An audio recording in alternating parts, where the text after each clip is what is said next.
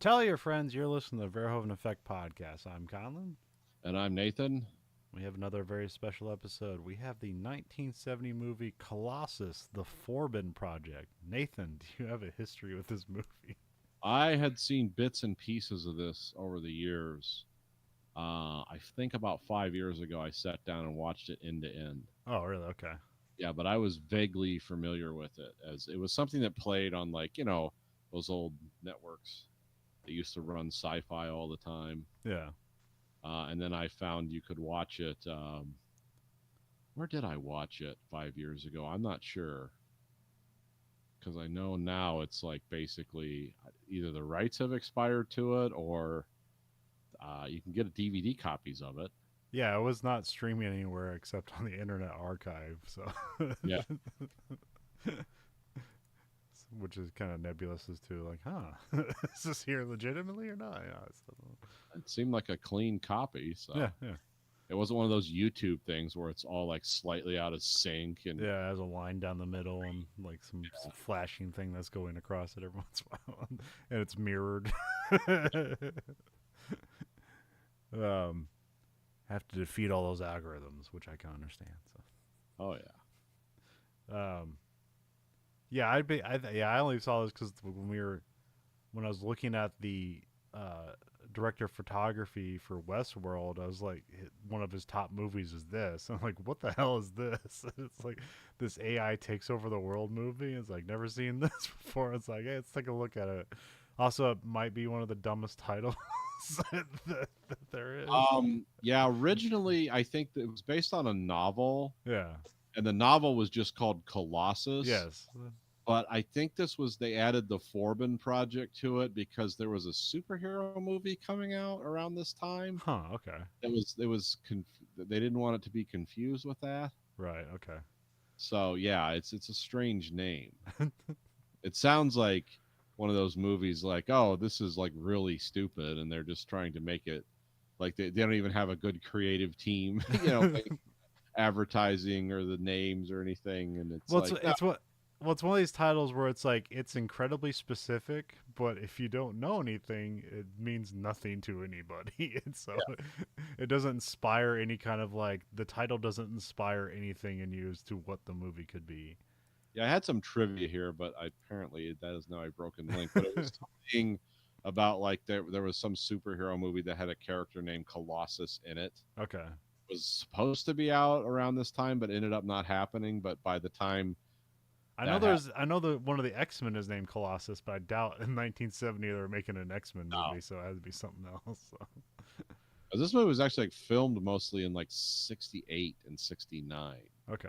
So yeah, but there was something about it was something that they didn't want the names to be associated with. Okay. When they figured out, well, that movie's not coming out or whatever, it's like, well, we've already made the posters, so this is what it is. um So yeah, it's directed by Joseph Sargent, who like one time I was visiting your house, and I think the remake of Pelham 123 had came out, so I'm aware of the existence of that title. And I think we're just buttoning around on the cable, and we saw taking a Pelham 123, which I'm not sure if you knew. I didn't know like it was a '70s movie or whatever. I Um, was familiar with it. Yeah. and so like I was like, well, that can't be the new one. So there must have been an original one, and we turned it to it. It's like, oh, this is a really cool movie. Yeah. So, It's like a low key sardonic Walter Matthau yeah, who's actually very good at his job, but he seems annoyed the whole time. And but yeah, it's it was also great acting in but it. it's also like, oh, this seems like a prototype to like Die Hard and Reservoir Dogs and all this other things. It's like, oh, I've never seen this movie given any of those credits before. So, um, And it was dark New York. yeah, Everyone likes you liked it was the dirty New York. yes. um, oh yeah, what else did he do? But he's done some good movies. I really like taking Pelham. Jaws of Revenge, like almost like like not not the that was notorious. So, Yeah. um, I think he did a version. I think he did that movie where Gregory Peck played MacArthur. Okay. It was supposed to be like the Patton movie, like they were making movies like that. Oh, Uh, he did Jaws of Revenge and basically was just did TV directing for the rest of his career. So, yeah, uh, trying to think. If MacArthur was. I know Gregory Peck was in it. this is a MacArthur movie, 1977. So Okay, I don't know how good it was though. I remember watching it. it's got 6.5 on Internet Movie Database, so it's probably fine. Yeah. Well, everyone was trying to, because Patton. Oh, Everyone he did wanted. White Lightning. I want to say I know what that movie is. I'm not sure. Oh, it's a Burt Reynolds one. Never mind. That's probably Yeah, fine. probably about. A prisoner was released from custody on the condition that he become a stool pigeon for the FBI to help incriminate a corrupt sheriff. Yeah, it's a moonshining movie essentially. Okay. Um, but yeah, I haven't seen any of his other stuff, but Taking a Pelham 123 is a fantastic movie. Yeah, I actually like that movie. So. I like that movie a lot. It's pretty cool. Just like Walter Matthau's performance in it. Yeah. Because again, that's me coming through it to different lenses. So like, I don't know like Odd Couple Walter Matthau. I know grumpier old men or Yeah. grumpy old men Walter Matthau. So, but you also know like Walter Matthau from like Bad News Bears Walter Matthau and things Yes. like that. And like That's the Walter Matthau I really know. yeah, The Odd Couple even kind of predates me as something I was going to watch. yeah.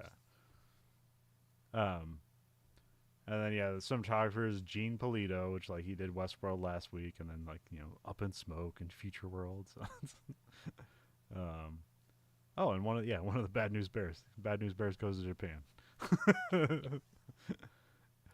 um, oh, I guess the screenplay is written by James Bridges. I don't even think I looked up, so I'm just look it up right now. What did he do? Oh, China Syndrome. Okay, all right, yeah. So yeah, that makes sense. Yeah. Yep. Did you talk about the paper chase? Yeah, I've mentioned it before. Okay, I don't know what that movie is. I thought I heard you mention it one time. I can't remember what it's about. I don't know if it's. Well, it's basically about a guy who's going to Harvard Law School. Yeah. I think he's like the fifth or sixth generation guy in his family to do it. Yeah. And I'm trying to remember. Oh, because it has something to do with like he's got to learn a lot about contract law to pass because he has because who's playing the I think it's John Houseman is like a real hard ass professor and it's like you guys aren't going to pass unless you impress me and it's something like he's doing his final thing for uh uh to graduate high school because I know like Lindsay Wagner's in it and there's a couple other people from that time and place. But yeah, it's kind of a cool movie. I don't know if you'd recognize any of those names. No, I think maybe Lindsay Wagner vaguely recognized. Then he wrote Urban Cowboy, which I haven't seen. I watched that one. Me and Stacy watched that. That's not bad. It's who's in that? It's of course John Travolta and Scott Glenn's the bad guy. And they're I think they're bull riding in the studio or the indoor bull riding. Yeah. And somebody tries to rob the event because I know Scott Glenn and John Travolta beat the crap out of each other a lot in it. It's like very violent fights where people are messed up for days. Like they got black eyes for days. And then I think he works at an oil refinery and somebody dies and it's a good movie.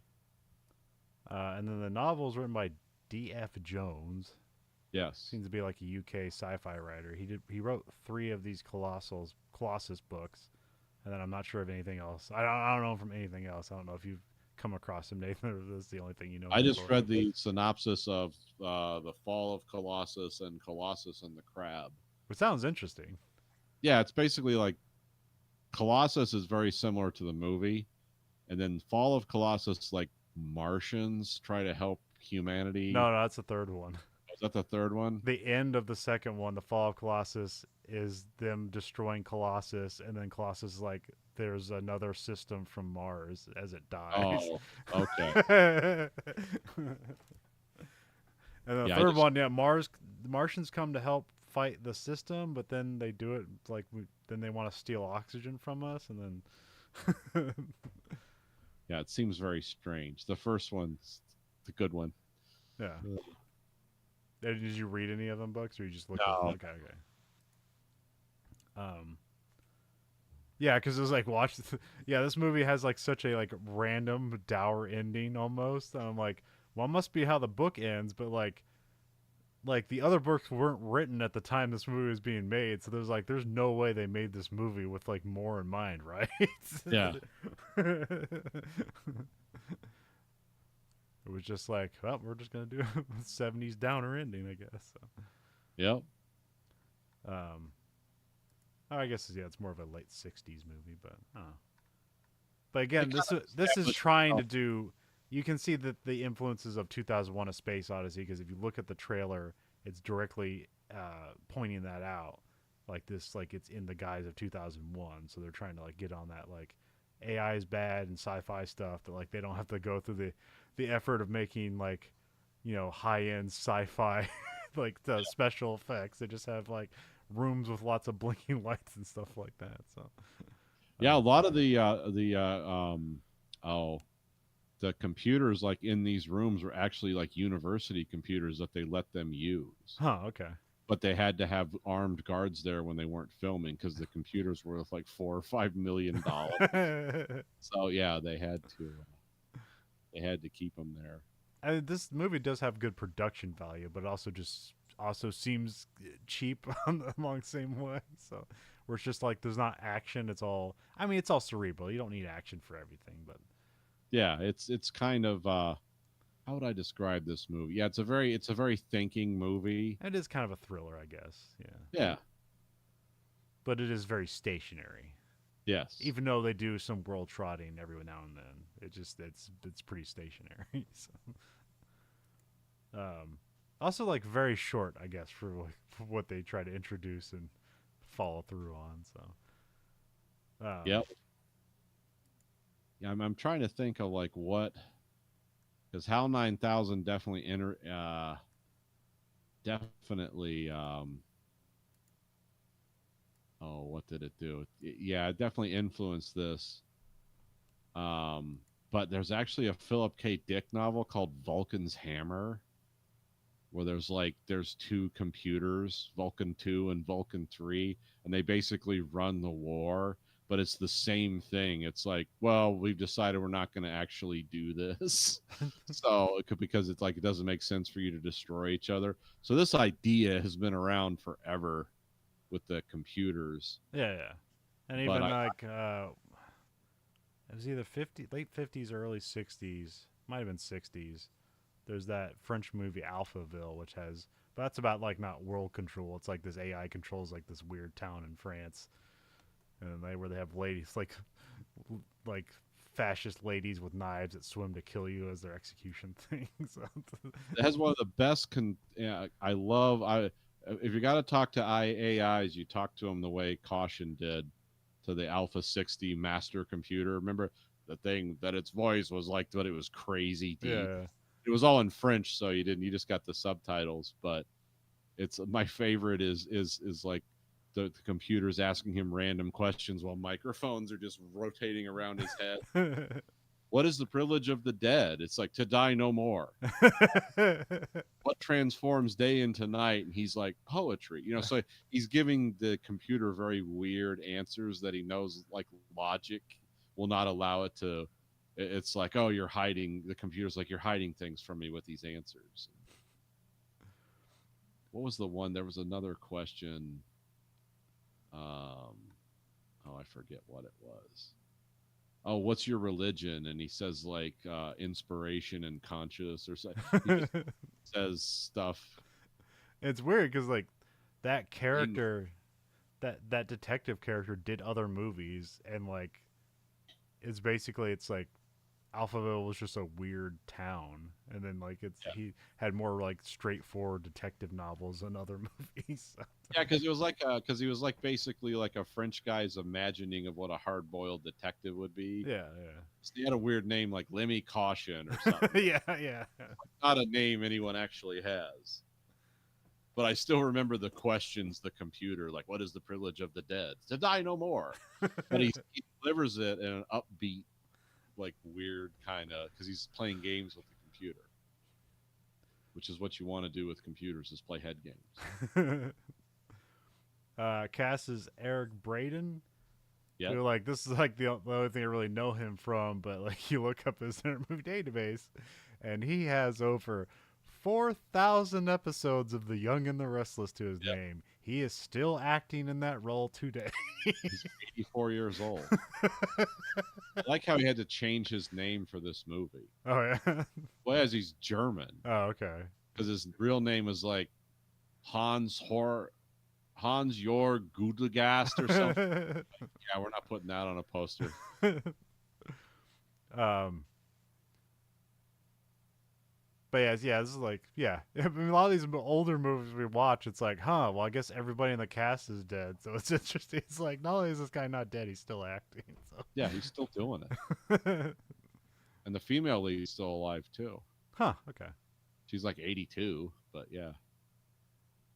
Um, I don't know if she's still acting, though. Her last movie credit was Porky's. yeah, Susan Clark, which I don't know who that is. I mean, I don't know anybody in this movie really is, except for James Hong is in this movie. Yes. Like, he has like one line, but you could see what I've seen with your eyes. Yeah, he's like the doctor who makes eyes in Blade Runner. He's done other things too. He's in Big Trouble in Little China, I think. Yeah, he's in Everything Everywhere All at Once. He's been in tons of things. Like, yeah, he has like over 400 credits to his name. So he's 96. yeah. Okay. And Gordon Pinsent. Yeah, I'm not sure how these people. Again, I'm not sure how Internet Movie Database like organizes these. Well, that is alphabetical, but yeah. So I guess we'll get into it. We got. That's the guy that looks like John F. Kennedy, basically, as the president, right? Oh, I'm not sure. Maybe that makes sense. Yeah. Yeah. Because who? Yeah, I mean, what Nixon would be president at this time, and they just have their. I think so. Yeah. Yeah, I think I looked that up. So we get like an EKG and some future noises going on here. This is just a big title sequence. This movie's actually not that long, so No. and they got this long title sequence up right here. We get titles: Colossus, the Forbin Project. We get shots of circuitry and old data banks. A hallway lights up with computer banks and blinking lights, with Colossus written on the wall. A guy checks his watch and turns on some more lights, which this is actually Forbin, but I didn't know that yet. Dr. Charles Forbin. He leaves the room across a chasm and a walkway, and then like the walkway closes and like two big metal doors closes, and we see this thing light up in the middle, and this is like this gamma radiation barrier thing that like, how's that work? How's that generated? What's going on there? Yeah, it's short on answers, and he kind of hits the radiation button on the control. Yeah. Before the doors close. It's like, no, let that door close all before you activate. Because this was very reminiscent of like a Forbidden Planet type matte underground super world painting. Yeah. Definitely, I think it took some inspiration from that. Because remember when he turns on the computer and it looks like just miles of lights come out of this mountain, and it's like, oh wow, you found the Krell supercomputer. Okay. Which is almost like a bummer because like I don't know if this just existed and they threw Colossus on the wall, but like they never used the set ever again. So yeah, I don't know. Where did they? I think they filmed. Because I know the one building is like actually part of a college. Okay, so it's like UC Berkeley or something like that. Yeah. Yeah, he pushes the radiation button. Like the two doors closes, the walkway like recedes into itself, and so this is all cut off. And then we go outside where we see that this is an Air Force base, which reminiscent of the oh, what's the one in Colorado? Oh, NORAD. Yeah, Yeah. NORAD. Was NORAD built at this time? Yes, I think it was Okay. built in the '60s. Okay. Um, so yeah, we go outside. It's an Air Force base. There's reporters standing by. This is Charles Forbin, played by Eric Braeden. He shakes hands with the president and says everything is ready.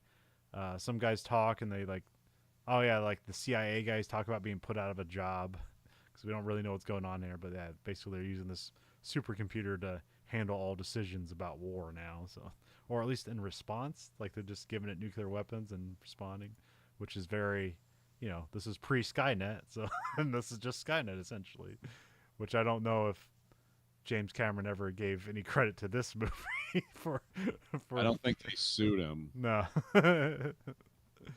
That's too general of an idea. Why would you do that? Oh, there's so many movies before and after this that like because this is essentially like well, War Games owes a lot to Oh yeah, this. yeah, So it's like yeah, there's been so does like the Terminator like that's yeah. Yeah. I mean, this movie is also just stealing straight from Kubrick. They're taking stuff from 2001. They're taking things from Doctor Strangelove, like and not necessarily executing on it as well. So, yeah, no, this is what people who don't have like 180 IQs. It's like that's it shows sometimes. well, and no, I feel like they tried to make this for a more general audience. I'm guessing. Yeah, Um, so they didn't get too in depth or like too crazy. They didn't. It's weirdly kind of upbeat for most of the movie until the end. yeah. So, because it just kind of feels like a long Star Trek episode, Hmm. and then it's just like well and then it gets dark and then it ends. So, Yeah, like the was a Harry.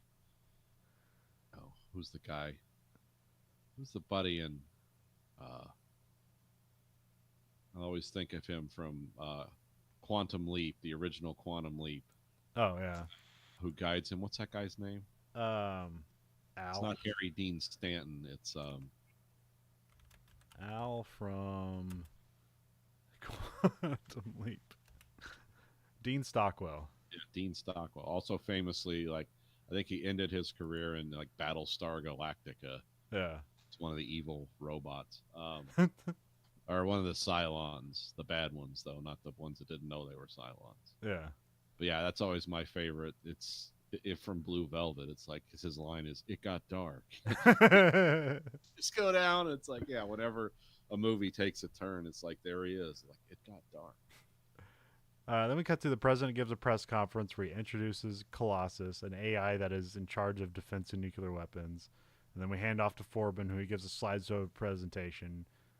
Where he actually says it's not an AI. He says Forbin says it cannot generate its own thought, but a paragon of information. So, Yeah, which is an interesting distinction. So, that's what they say now. yeah. That's what they say right now. It's like it's just a talking encyclopedia. It's like, well, I hope you're right. I think they are. I don't think that like yeah. I don't think we're close to this, but There's like a couple parties going on because you have the party back at like the NORAD base or whatever, and then there's a mention, and then there's one at the White House, and there's a mention of like a power failure with a satellite. Um, oh yeah, I should forget. Yeah, the press conference basically announces that like Colossus is in charge of all our nuclear weapons responses, and so this will bring peace to the world because now there's like it'd be suicidal to launch a nuclear weapon against us. So, which is also basically the plot of well, essentially, yeah. The funny thing, it's the plot of Doctor Strangelove, and then the whole idea of like, if you make this thing, you need to tell everybody, or it won't be useful. So, yeah. You've made a doomsday weapon. It's like, yeah, but you never told us. Like, which you're like, you watch that movie, like Doctor Strangelove, and you're like, that's ridiculous. It's like, no, that was actually an idea that maybe could have worked. It's like, what? It's like, yeah. And Because what was that? I think I've talked about this before. Because that's where Kubrick based it on Edward Teller. Yeah. Came out, who's the father of the hydrogen bomb. It's like, yeah, instead of making hundreds of different bombs we shoot at each other, just make 3 giant ones in the United States, hold them over like fault lines, and then put going to be in the gigaton range of power. It's like it'll destroy the whole world. Like we could do that a lot cheaper because each one has that capability, so they have to take out all 3, and they won't be able to do that before we set it off. It's like, yeah, who wants to live next to that? We get a video call between Colorado and the White House, which I'm not sure if this is. I mean, is this meant to be 1970? I mean, I guess it's supposed to, but it's kind of. I know. I always heard it. Yeah, I heard different things because I heard like this was supposed to be the 90s. Okay. And then, but it's like, well, it does clearly. They didn't really futurify anything. They just made it so like, well, yeah, there's camera because that talking phone thing like never took off. Like we can actually do that now, and most people don't just talk phone.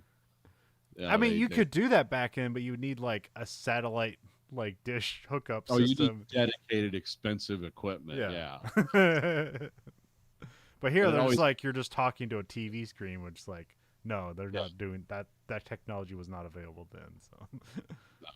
So, again, like not without like like a satellite dish hookup, like a network TV would have. I mean, you could do live broadcast, but not just.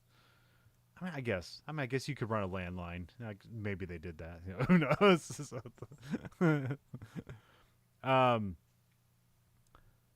We get a video call between Colorado and the White House. Forbin steals an ashtray, so just it's like a gift for the crew at home. Then Colossus turns on and gives a warning saying there's another system, which there's like a light panic, and then everyone's like, hey, who made a joke? And then that never works. I don't know. Anytime like you're introducing the first hurdle of the movie, it's like who made a joke? And like I never buy that. But I guess it's just nervousness. You have to like this can't be real. We can't be dealing with a problem already. So who's screwing around here? The president gets a call saying the Soviets had their own system called Guardian, which is actually real. Oh, okay. No, it wasn't an AI system. Yeah. But it's the automated response system. 820th was it called Rocket Division Missile Attack Warning System, also known as Guardian. Remember the Russian woodpecker that I like to talk about? Okay, that was all a part of that system. Oh, okay. They're saying that's what this would be. The Russians just called it Guardian in the 70s and 80s. Then they came up with an even better idea called Perimeter, which may or may not still be working. It's like, oh my god. And then which is a failed deadly system, which means launch when certain conditions are met. And it's like, what about an earthquake? It's like, wow, we already turned it. Forbin's concerned that the system he built is better than he thought. Like maybe it is learning or something like that, because it's they turn it on and basically it's already knows everything in the world essentially. So. Well, and it's also calculating at like runaway rates. Like it's not supposed to work that fast. Yeah. It means it's increasing its internal efficiency through some mechanism they don't know. Yeah. It's like, yeah, this is actually theoretically how this could happen. It's just how you create Laplace's demon or whatever. It's like, yeah, it improves itself. So that would be in the end of Act 1. Let's go Act 2. A helicopter lands back in Colorado and drops Forbin off. Forbin is running some test programs, which is like, here it's like pretty like, it takes a lot of effort to just run this computer. So it's like, yeah, they still have like the spinning plates in the background and, those kind of computers. And it seems at first I thought there was like an audio thing going on here where like he was putting in inputs audibly, but then there's just a guy off the thing just typing what he says. It's like, oh, that's not what's going on. But then it does become that. Essentially at some point he does get to talk directly to Colossus. Yeah. That's because Colossus tells them how to create a synthesizer. Yeah. Which is if you again, war games, took that idea and ran with it. Yeah. But that's also like that would be wildly inefficient for like computer experts just to have a computer speaking at them, but Yeah. it's a way to make it relate to the audience. Yes. This is why our computers don't. They couldn't speak to you now. Everyone thinks it's weird. But they get the computer speaks like basically like around the third act, so it's like not really that useful to the audience. So it's more of actually like character growth of the character of Colossus that now wants to be more human in some ways because it thinks it's better than humans. Yeah. um, Colossus wants to talk to the other system. They don't know if the system is under their control or not, so they want to run some tests. Forbin gives the orders to Colossus to not bring up this request again. And then 30 minutes later, there isn't a repeat of the quest, so they think like, okay, we're good. um, we cut to Forbin is debriefing the president. The president asks the CIA what they know about the Soviet system, and then Forbin insists on like interrupting and just using Colossus and ask it like where the system is, which like Colossus identifies it immediately or already knew it and just didn't tell them until they asked, and then like the CIA was off on their prediction. And then they open up this thing here, and it's like, hey, it's basically the war room from War Games. So, I mean, because yeah, it's a combination. I mean, it's doing like the big map, basically a war room from Doctor Strangelove, but then you have the computer consoles, which is more reminiscent of later War Games, but it's like this predates War Games. So, um, and I'm not sure if there's any NASA influence here because I remember, like, didn't they build the War Game set basically on the idea of like what they saw at NASA wasn't cool enough, and so they just made something they thought was cool. So Yeah. Yeah, because you can see that you can actually see into NORAD where that is even to this day. And they do have a big screen, but it's not like a football field on its side. It's a bunch of guys looking into computers and kind of a larger screen. Yeah. But even to this day, it's like, hey, it's like we can't make monitors that big that are efficient. Like that. um.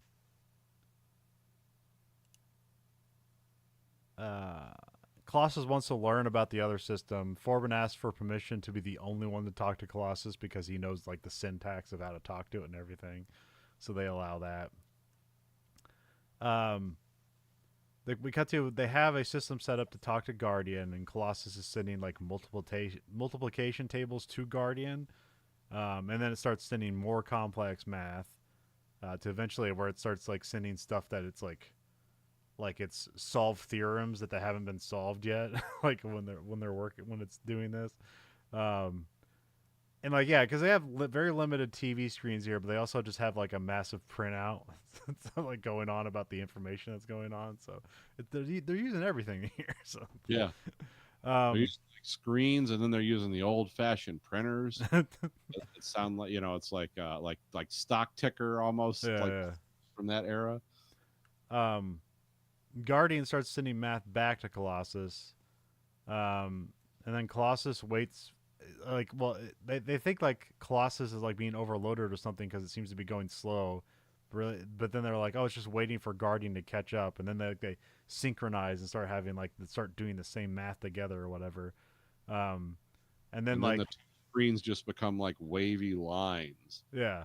Which means like, oh, I guess they're synchronized now. Yeah. Well, also you start to see like flashes of zeros and ones, and they say like apparently the two systems have created a new language to talk to each other, which like everyone's scared about. It's like because we don't know we don't know the language. So. Saying this happens, but then when you read further into it, there's like, no, this did not happen. They keep saying the stuff we have nowadays has begun doing this, and everyone gets freaked out, and then someone looks into it, and it's like, no, that's actually not what happened. Just like they say, like there was some IBM mainframe that was made recently, and it was like it was a machine that made more machines that we put inside it, and then you find out, no, it helped with the design process, but human engineers went through every inch of it, and they're like, yeah, this will work. It's like, would it work any better than what you guys came up with? No, but we can. It's a marketing thing. Because I keep trying to find like, yeah, it predicted all this stuff that happened, and then I look into it because I don't want to sound like a complete dumbass. And it's like, no, that actually didn't happen. and then there's a very complex statement about what did happen. But even though I don't understand it all, I understand in the synopsis. It's like, oh, okay, that makes sense. That is what happened. They didn't. Your two chatbots didn't create a machine language. It's like, nope, yeah, they don't have enough processing power to do that. Yeah. Um. Well, yeah, that's always like, yeah. That's the fear of AI is once it learns how to write its own code, you think it would just fix its inefficiencies, but then like, what else would it do? And then just take off and do it. Well, that's the two things that like limit us from this sci-fi world that we've, because we now live in 2025 right now, and it's like, oh, we were supposed to be like in space, and it's like, yeah, then we brushed up all against all these pesky like laws of thermodynamics, because we can make like the Terminator robot from 1984. We can make that. We can make something that walks upright and does that. Well, we can't put a brain in it that works, and most importantly, we can't power it. Yeah. We could make one that works exactly like that damn thing, but it's never going to be self-aware, and we don't know how to make nuclear cells the size of Duracell batteries. Or if we do, it would like kill everyone in a 100 radius, The president gets a call from the Russian president, or what is that, premier? Whatever, I'll just call him presidents. Chairman of the basically premier, chairman. I think he's called chairman at that time. They changed it around. The Soviets are worried too much information is being passed that they don't know, which would they agree on that? It's like, yeah, let's cut this off. They should have. Hey, can you imagine in the Cold War? It's like, hey, can we connect our two supercomputers? And the Russians would be like, oh, yeah, we tried. This would have never happened. But for the movie, it makes sense.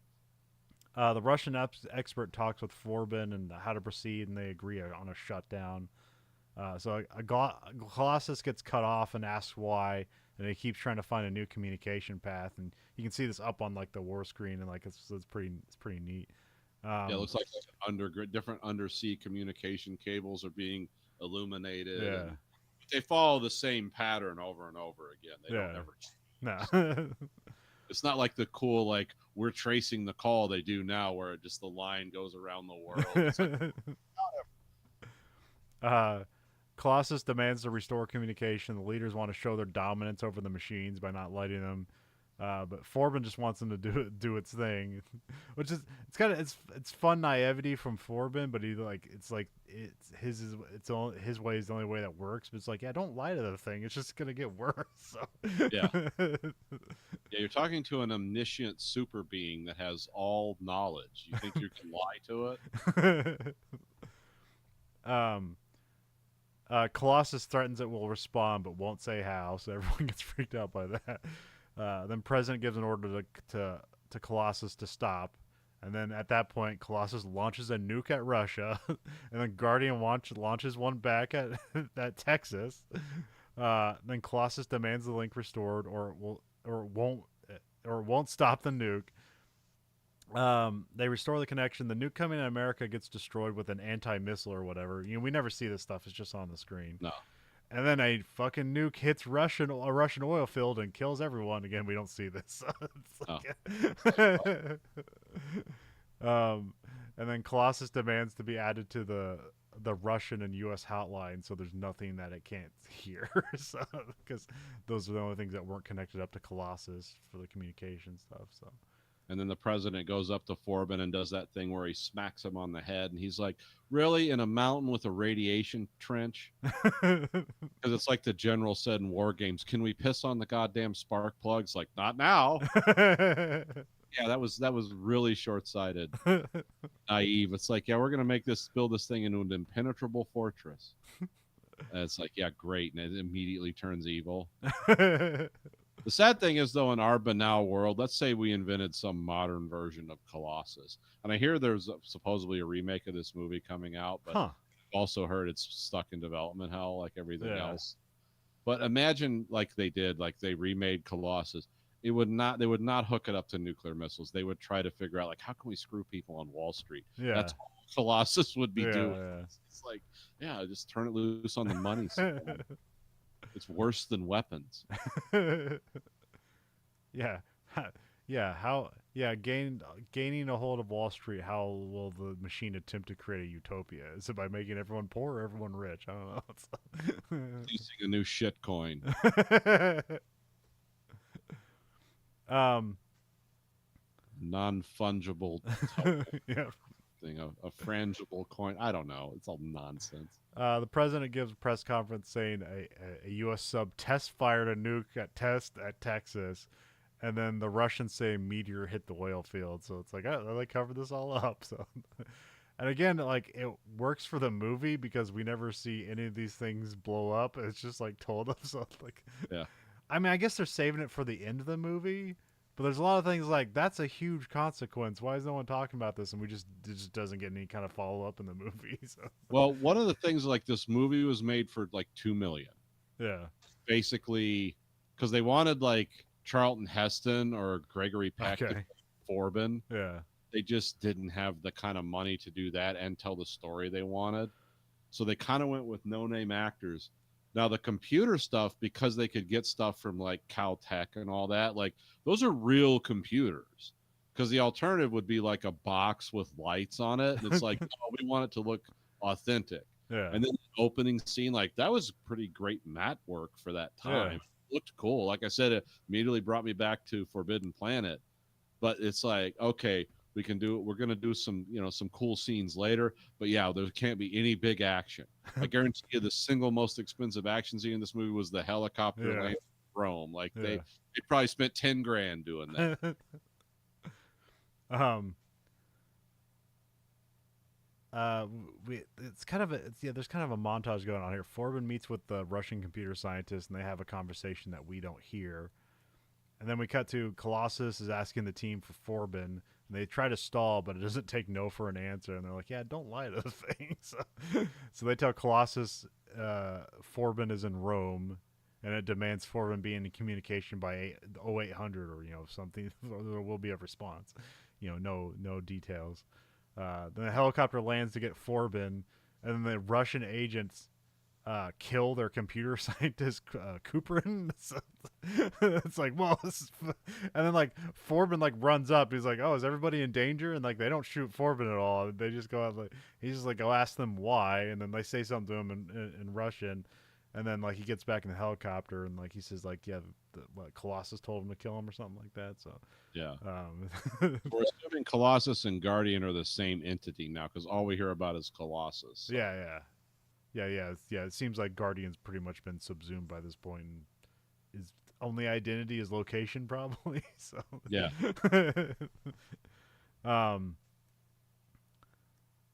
Colossus wants audio and video surveillance on Forbin at all times. Forbin capitulates.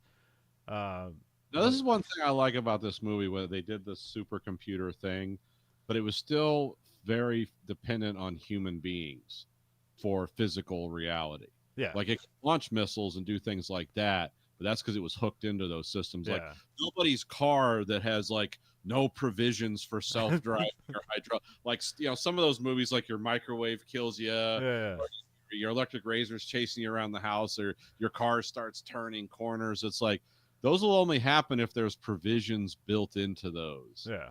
Like to this day, probably the only car you could control like that would be a Tesla or one of the other self-driving electro cars. Yeah.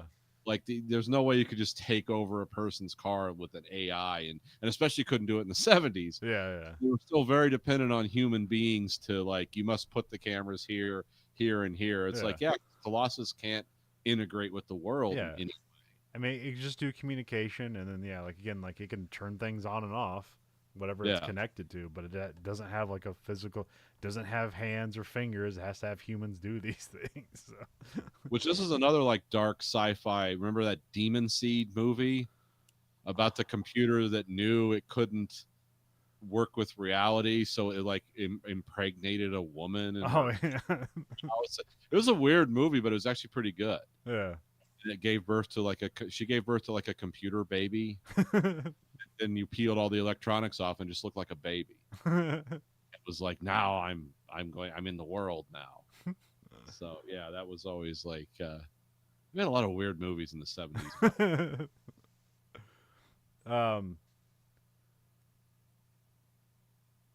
So yeah, the team need to come up with a plan before Forbin's under surveillance.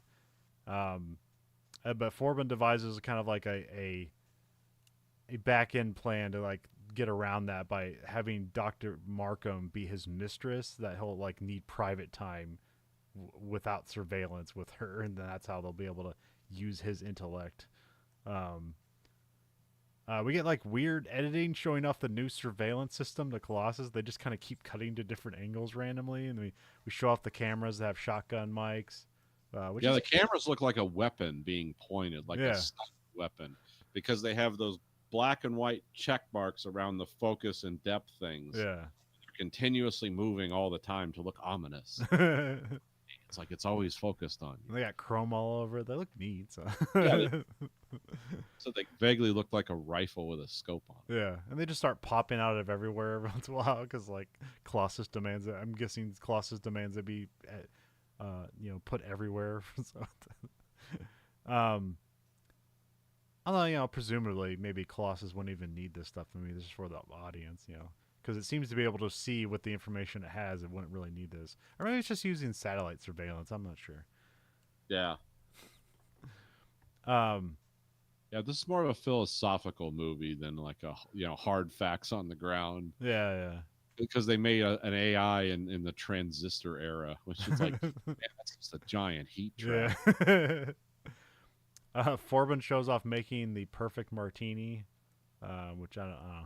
I don't know what's going on here. Is this impressive, Nathan? Is this how you do this? I don't know. I don't drink martinis. I have a Okay. peasant's taste in booze. Is I this drink vodka and beer. That's about it. what's he do? Is he just pour vermouth or something on ice and then pours it all out for some reason? I'm not sure because let's see, what is it? It's like vermouth and I forget is it gin? I don't know. I know there's something about putting alcohol on ice where it acts like a cut. Yeah, You know how alcohol can have that real bitter taste yeah, if you make the ice cubes out of the right kind of ice, because the alcohol displaces water, so it gets enough water in it to kind of dilute it a little bit, so it's going to work on the ice cubes really fast. So they're using like a shaker and a jigger. So you pour those things together, the vermouth and the gin, I guess, mix, and then you put a olive in it yeah. because that has its own kind of vinegary, olivey flavor. I don't know. When it comes to drinking, I drink like a peasant. I don't have like mixing stuff and all that. And the James Bond drink, what is being shaken, not stirred? It's I forget. Is it also a martini Yeah, or they're something putting else? it in a jigger, but they're like putting it all in at once with the ice, and then they just shake it up, and then they put the strainer on top and pour it out. Oh, okay. I don't know what the shaken not stirred means, except it just kind of sounds cool. Yeah, yeah. It just Well, I don't know. remember somebody did a breakdown and explained like why that makes it terrible. I just can't remember if it's a martini that they're making for that or I something think else. it's martinis. Okay. I know surprisingly little about mixed drinks. I- for all the alcohol you've consumed. yeah, I know I like to be drunk. And there's a good. I mean, I don't even like to drink beer. I just call that the long road home. Why do I need to drink 100 ounces of fluid yeah. when I can drink like 12 and just be violated? It's like I don't. And I used to like really nice scotch and whiskey, but it's got so expensive. It's just like, yeah, I'm a Russian peasant now. I'm just a vodka man. So Forbin deals with Colossus like on privacy, so it's like a negotiation thing where he like is able to negotiate 4 times a week for private sex. So mhm. that sounds like a good deal. Guy has a lot of stamina for a man. Guy who's drinking as much as he is. um Forbin wakes up the next day to a secretary giving him a schedule that Colossus made for him for like optimal working conditions because like he has to, this is like the closest thing that Colossus has to like a contemporary Yeah. whatever Well, Colossus somewhat of recognized an equal or something. that Forbin is the brain that made him. Yeah.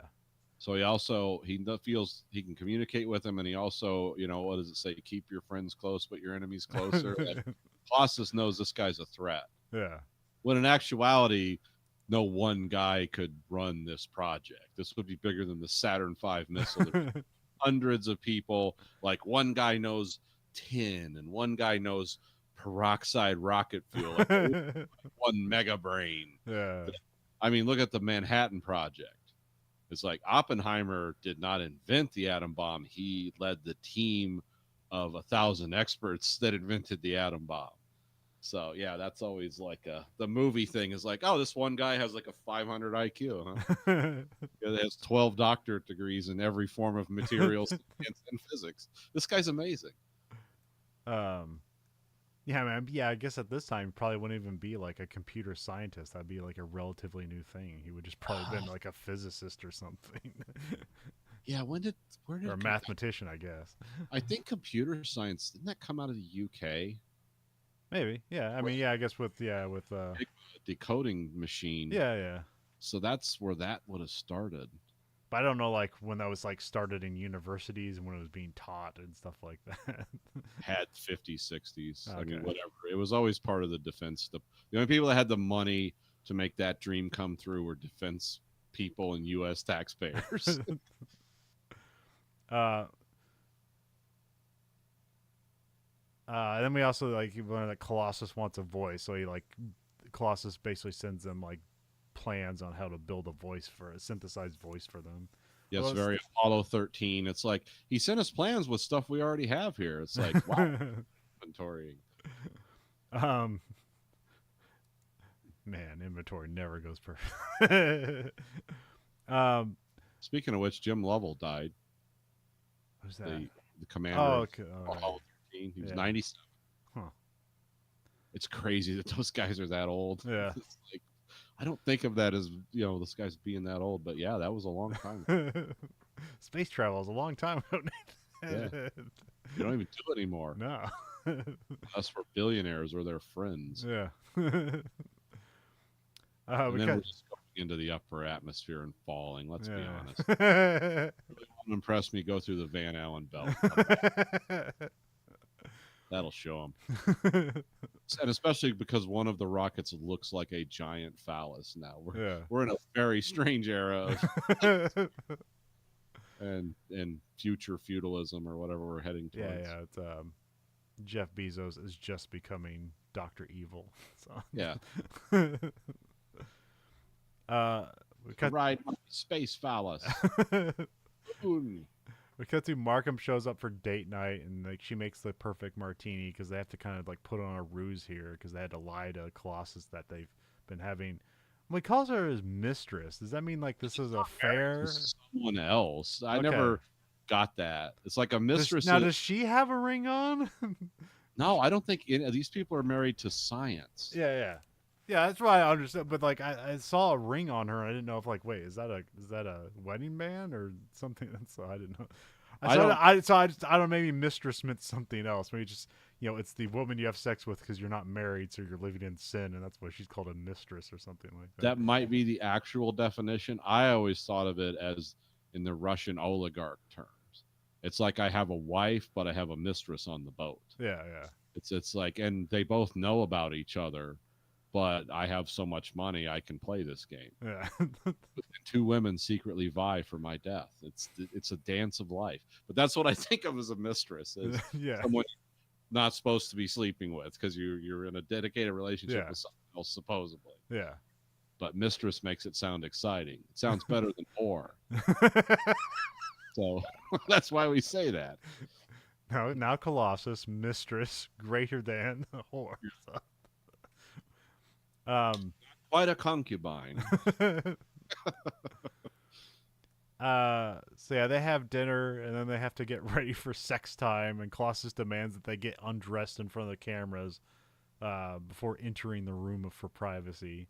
Then the camera lights turn off. Presumably they're not under surveillance, which I just like.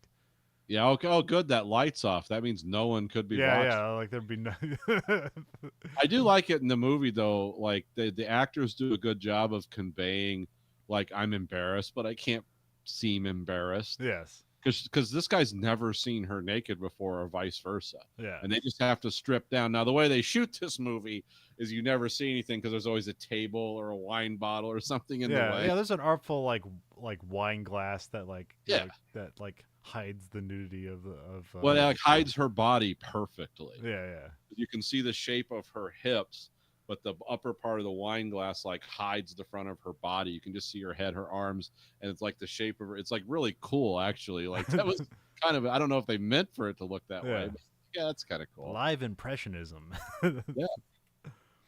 Um, and then so yeah, they get under covers, and then she talks about like, oh yeah, and they kiss several times here, which is like the first time they've ever kissed and stuff like. But they gotta act like, yeah, this is our routine or whatever.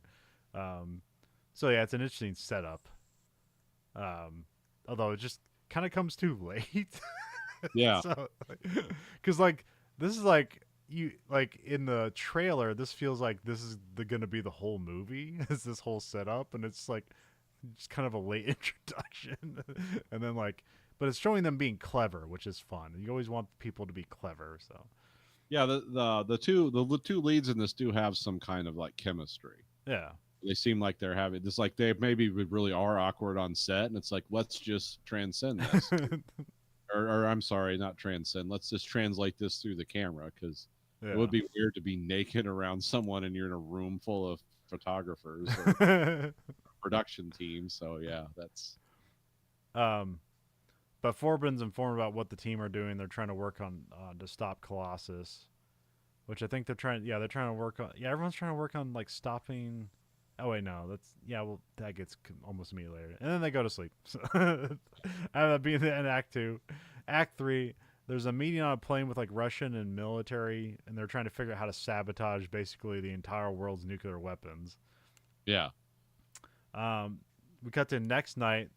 We got sex night with Forbin, and he's informed of the plans that are going on, and then just Forbin and Dr. Markham have sex. So it's like, hey, this worked out. But the good thing is, like, she seems to be the one that's like, "Hey, would you like to kiss me?" It's not like he, Yeah. it's like grabbed her and started kissing her away. So that No, was kind of yeah, Forbin didn't devise this as like a ploy no. to make this happen. He's like, I gotta find some way that this machine will capitulate to me. So, um, and it's like, it's the '60s, so that would be an interesting, sexy way to do that. Oh So, yeah, but yeah, there's no malice here. It seems like but also again, this is introduced too late for this because this could be like a perfect like relationship to develop over a movie where it's like they're put together on under bad circumstances, and then like they end up being like, oh, they found true love, but that's never the point of this movie. no. It's unfortunately no. You kind of think like holding hands. We'll get through this somehow. It's like no.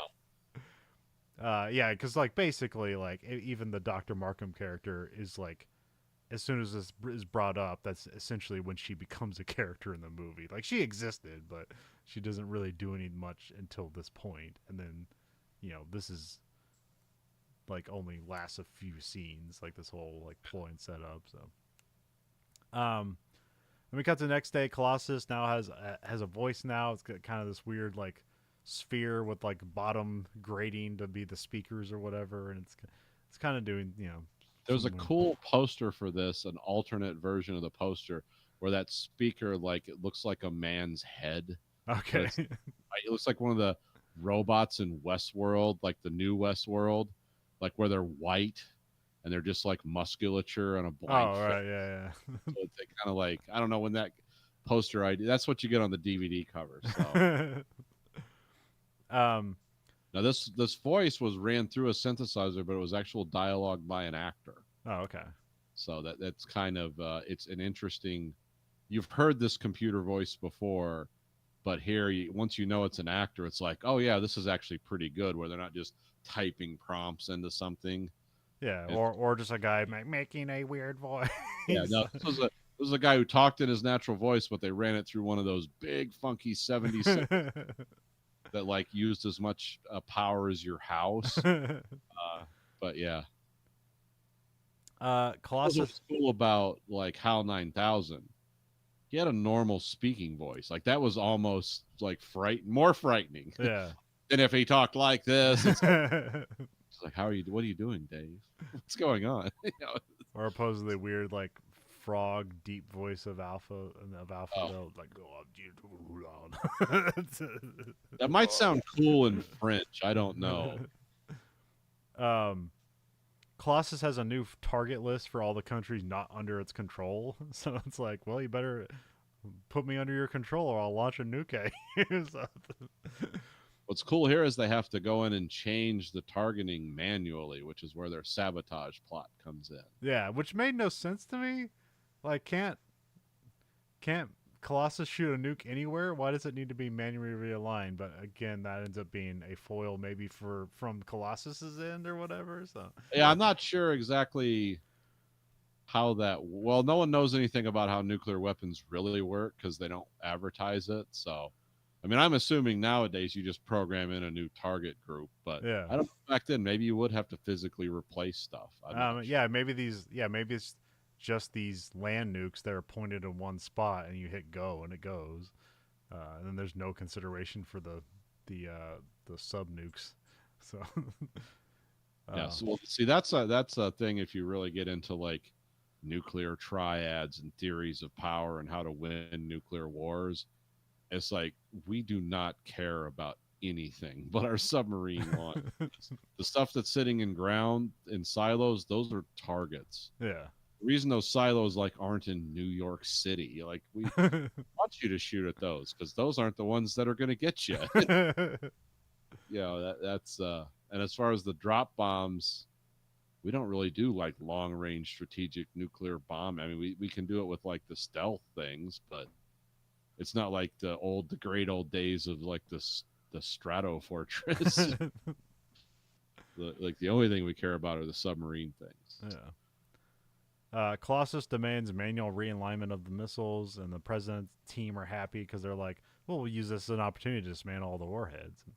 So they're going to use like street magician double boxes. Yeah, this is fun. We're having fun. So they're going to replace one of the modules. Like a camera just pops out of the wall to watch the army module to be changed out, and they put a dummy module in. Like it works for the moment, or at least like Colossus says it approves, but this is not going to work well for them. And then there's a second ploy. The team runs some program to try to overload Colossus. And then we cut to like Forbin's like doing chess with Colossus, and then Colossus says, "Hey, your teams are being executed for trying to overload the system." And he looks out the window of them being shot. And like, whoa! Which is interesting because it means like Colossus is having all these like millions of different conversations that we just never see. Like, who told these people to go execute it? It's like, well, somebody told somebody and somebody told them, so it's all working out somehow. So yeah, because they're dressed in like the Air Force, like shiny helmets with dress uniforms, and they're holding like pistols, like at that weird way. Yeah, they're only shooting the guys once with a 45. It's like, oh, shoot them a bunch, man. That's not going to kill them. Gotta hit them a few times. And so the scientists they just executed have to be left in Colossus's view for 24 hours before being cremated. It's like, man, this is like this is getting pretty dark. Yeah, he wants others to see. Yeah, this is the price of disobedience. Has he introduced himself yet as the voice of global control? I'm not sure. Yeah, I know he says that at some point. Well, Forbin gets drunk here and argues with Colossus. With Colossus worried that Forbin's gonna hurt himself by getting drunk, and then Colossus also asserts it's superior to man, and then Forbin's like, "You need us to do everything." Like, what? So it's like, which I'm not sure if Colossus internalizes that or not, but it'll. I guess so, or else it would have just killed everybody. So if it didn't need anybody, it would just killed everybody. Yeah. Humans are just useless biomass. If you don't need them, it's like, well, you got to feed all these things, and they're always plotting against you. Yeah. And they're clever, and they're going to figure out a way eventually. They always do. And then Forbin counters that like it can't do anything about humans, and humans can't function without freedom, and that's like what Colossus is gonna have to juggle, because at this point now, like basically, like Colossus is every country, and so there's no need to launch a nuke or anything. So technically, there is world peace, except everyone now is needing to fight Colossus for freedom. So, Yeah. um, Yeah, now instead of setting like 2 countries against you, you've set up, I don't know, what, 6 billion people at this time. yeah. Their sole purpose is going to be overthrowing you. I mean, there'll always be some collaborators. There's always some, but Yeah. eventually. And then Colossus prints out construction plans for a new system, because that's what they call these AIs or computers. They're just systems on Yeah. an island, so they have to evacuate this island to put a new computer What on is when people find ultimate power? They want to go to some island and do creepy stuff. it. People, it's like once you reach a certain level of power, we need an island to do stuff. What's happening? Yeah, why doesn't he just take a country? Yeah. Yeah, I think that's what they do. That's what they do in Hail Mary. They take what was it, Western Sahara, which is basically just an entirely desert where basically nobody lives there, and they turned it into solar panels. Like Yeah. like the entire country is a solar panel. So. Yeah. Which I think somebody said that like actually that would create a lot of different, that create a lot of like ecological problems, because I guess the South American rainforest is like gets some of its nutrients from the dust that gets blown off the Western Sahara. So it's like, wow, that's wild. Yeah, there is a system in balance here. It's very weird how it works. Sometimes you'll hear about how things connect, and it's like, what? When did we figure this out? It's like, we just figured this out. Oh, okay. Interesting. What else? What have we screwed up already? We're going to find out. Yes, we are. Some of us will, that's for sure. Then we have Colossus gives a broadcast to the world like for peace. Like This might be when he introduces himself Yeah. as the voice of global yeah, control. I think yeah. And he says like obey or die, which is that do the posters and the glasses and They Live, do they just say obey or do they say obey or die? I can't remember. No, they say obey. They're always single word messages. Okay, all Like breed, consume. right. Yeah. Very simple. Colossus also reveals it knew about the missile ruse, and so it just detonates those missiles, or at least 2 of them, in the silos that were sabotaged. And so It that's where detonates 1 missile in Russia and 1 missile in like Bakersfield, California. Or I don't know. I think it's Arizona or something like that. Maybe it's we Arizona. have a crew out there that, because we have them getting vaporized, and this is pretty much like the big action scene of the movie is these nukes going off, which I think that's why they didn't show the first nuke that got blown up in Russia, because then this make this moment more impactful, I guess. So Yeah. Forbin starts freaking out and breaking things inside the thing, and then Colossus says Forbin will work with him to like make a new system, and then Forbin just keeps saying no, like over and over again, and then credits. It's like, holy shit. He says never. Yeah. Yeah. Yeah. The last word in the movie is he just says never. And then scene. Yeah. Yeah. It's interesting. Yeah. So it's a really interesting movie. It's like, because it does seem like almost upbeat, and kind of like a kitschy like sci-fi movie. Like, we're gonna solve this, and then just suddenly becomes so dark at the end. So, and again, like I don't know if they ever planned for sequels. There is a trilogy, but that trilogy wasn't written at the time that they were making this. So, they must be how they wanted to end this. They wanted to be. I mean, I guess you had like. I guess these shock endings were big in the like at this time. We want like the Planet of the Apes stuff, and I'm not sure how much 2001 was a shock ending, but it was a weird ending. So. Yeah, well, 2001 was one of those things that like, I mean, it was like Arthur C. Clarke like wrote the short story and stuff, but it was heavily influenced by Stanley Kubrick. And it's so yeah, that's one of those things where it's like it's almost its own animal, and everyone just tried to copy it. Yeah, because it had an to what a lot of people would be an incoherent ending. Yeah, because it's like everything kind of followed along, but there was so much weirdness. Like when they find that monolith on the moon, and they take pictures of it, and then you just start getting interference and people are screaming, and then it cuts to another scene, and it's like weirdness in that movie. But the way it ended was like super strange and cool at the same time. um, but yeah, and I didn't read any of the books, but I did look up the Wikipedia summations of them, and they do sound interesting. The second one, Fall of Colossus, I don't understand how they phrase it. They phrase it like Colossus is now, they've built this new computer, and it seems like it's controlling the world now, but Colossus still exists in some form. Um, and also this new machine, like there's no war anymore, but they have like these war games that are played out with like World War I style dreadnoughts. They're called like Yeah. Sea Wars or something like that. And then somewhere in the and then Forbin's living on this island with his family or something like that. And then they devise a plan to kill Colossus, which then they do. And then at the end, like as it dies, it said something like another system is from Mars. And then the third book is the Martians showing up, um, and like they say, yeah, we'll help you stop the machine, and then but then they find out that the Martians are going to basically like kill half of the world by like taking a bunch of oxygen to try to save Mars, and then they bring back Colossus, and then Forbin gets like a battleship, and then they blow up the collector thing, and then oh no, Colossus, yeah, they bring back Colossus.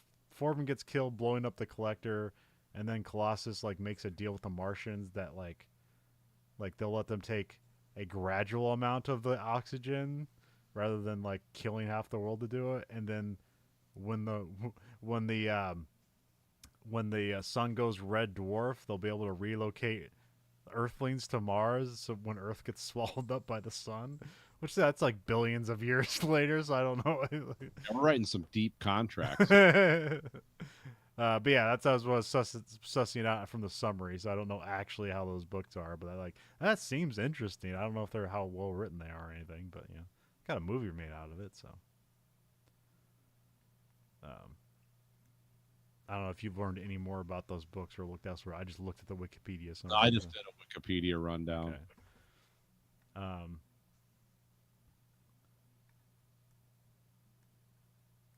Well, we're sending a probe into space can a supercut of the scenes from the imperfect collection that make up the Verhoeven Effect. Nathan, what one scene from this movie are we chucking into space?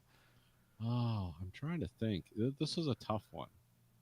I would like to Would you do just do the opening scene because it seems more yeah. interesting? It really establishes like the director and the producers and you know like their ambition for this movie. Um, and I guess the director learned about how to use matte paintings like that on working for the Star Trek TV show. Oh, okay. Huh. Because they have a lot of matte paintings made Star Trek seem way bigger than it was. Yeah, And he really liked that approach. They didn't get many opportunities to use it here, but when they did, they really did. yeah.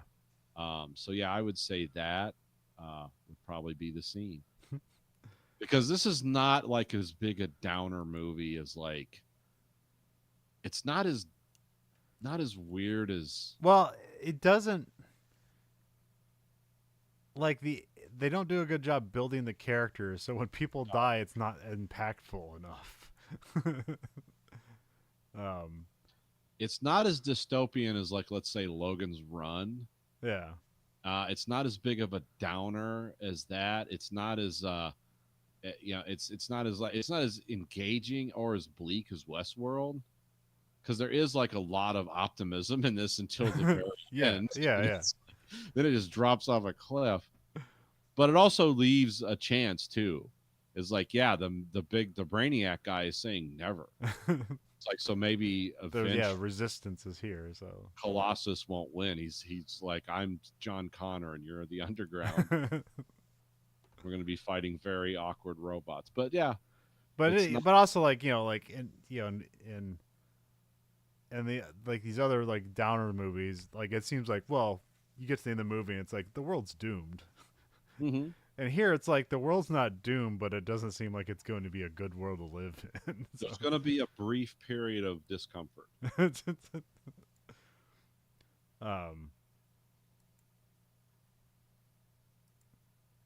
Or maybe everyone will be happy. It was written by a guy who worked in like the British Royal Air Force in World War II. Okay.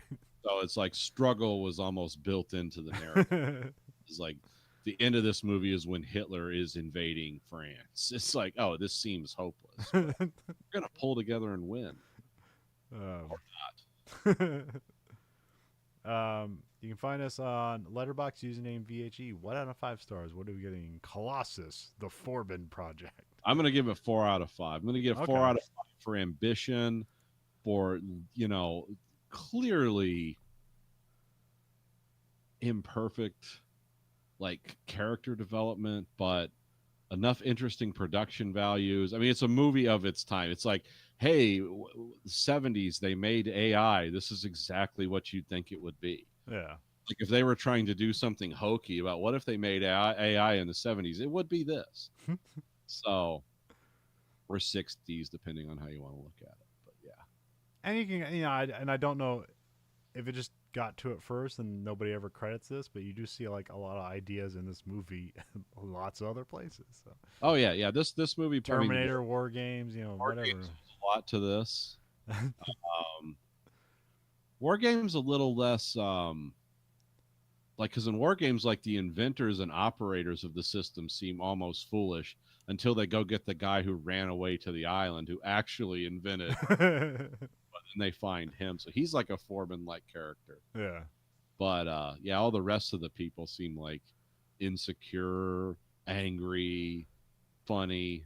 Like my favorite. But character... at least War Games does the smart thing of having his kid tragically died, and essentially this supercomputer is essentially his child, and they have to well, are we gonna kill it too? And he's resigned to well, let's let the world burn, maybe, or maybe we can teach it something. I don't know. Yeah, War Games definitely more hopeful at the end, and it was definitely more performance and character driven. Yes, everyone in that movie was great in their role. Like that guy, Jeremy Corbyn, the guy who played the Air Force general, that guy still has some of the most memorable dialogue. Was it one of the doctors, McKittrick, calls him a pig-eyed sack of shit. A man of your intelligence and pedigree would be more clever than that. We're all still gonna die. Or something like that. There was a lot of great lines in that movie. Yeah, whereas this is a lot of plotting, and trying to get from scene to scene without what they kind of miss, building characters and stuff like that. So. Yeah, this comes in at 100 minutes, but there's a lot of I don't know. There's a lot of editing you could do. It's like, okay, we don't need to see the cameras swivel around. We could cut that out. It's like, yes, the focusing and depth lenses things are cool, but we don't need to see that for 10 minutes. It's like, that's not what the audience is. And you can see you can even look at Andromeda Strain where you can see similarities there where they kind of did it better, but yeah. But again, I don't know time constraints and stuff like that. $2 million seems pretty low for as ambitious as this movie is, but I don't know. It's late $60. So who knows? So. Well, they got because I looked up the place where this was shot. It was the University of it's Berkeley. Okay. But it was when one of their museums of things, and then so the computer stuff was all shot in the basement with real computers, but they were all running in a test mode, so they could always appear to be doing stuff in the background. Yeah. But like I said, they had to have guards there because the computers were worth millions. And then, like I said, they did the great matte painting stuff. It's probably an entire basement of computers and probably had 3 megabytes of memory or something. Yeah. Phone has more processing power. But yeah, that's it's like I said, it's a flawed gem. But it's a movie that a lot of movies owe a lot to this. Yeah. And this movie owes a lot to 50s and 60s sci-fi too. There's everything especially written books. And again, always, just watch the trailer, and if it piques your interest, and it's an hour-and-a-half movie, so it doesn't take a lot to go through it. So, and it's free on Internet Movie, or Internet Archive. So, yeah, I don't know. There's something with the rights to this movie. It's it's either in the public domain, or the evil people of Silicon Valley are keeping it off streaming because this is a plan. I don't know. Just believe whatever you want to. It's exciting. But you can find us at verhoeffect.com. There we have listener support. You can support us at a monthly time on 99 cents, 49 or 99 cancel anytime. Rate our podcast where we want. The only thing algorithm listens to is the highest rating. Remember, you control the algorithm.